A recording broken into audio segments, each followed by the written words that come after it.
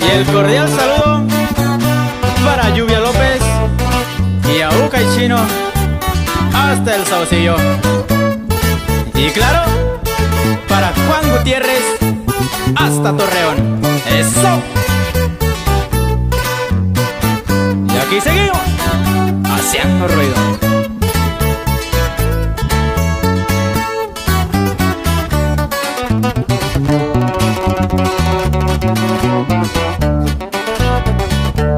Le pido gracias a aquellas personas con las que siempre sigo contando, aunque algunos ya se distanciaron por cuestión de mala amistad.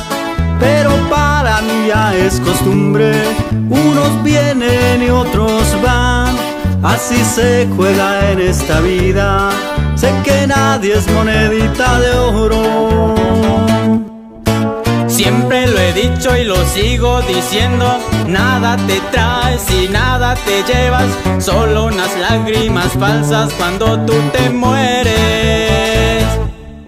Hay muchas personas que te pisotean, pero buenos para pedir y no dar nada. Pero yo no juzgo, yo no soy tan malo, solo comparto mi realidad. Pero cuando se ocupa yo sí le puedo atorar. Porque nacimos para ser víctima en este mundo. ¿Qué más podemos hacer más que seguir luchando con nuestros sueños? Y el saludo para mi carnal Iván y Jorge, puro Cota de la Sierra. Y hasta mero arriba, compadre Roque. Eso, mi yogo. Y que suene ese requinto, mi compa Alex. Puros plebes de la cruz. Eso.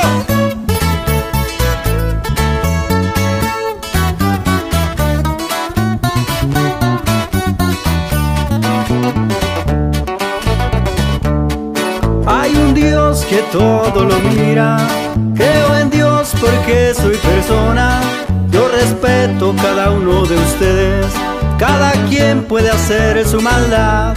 No soy único en tener pecado, toda persona hace su estrategia para conseguir lo que uno quiere.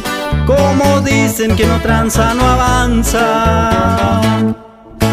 Siempre lo he dicho y lo sigo diciendo, nada te traes y nada te llevas, solo unas lágrimas falsas cuando tú te mueres.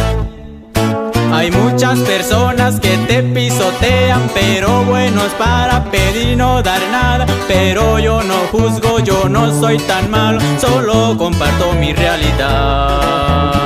No soy malo, pero sí puedo cobrar mi pertenencia.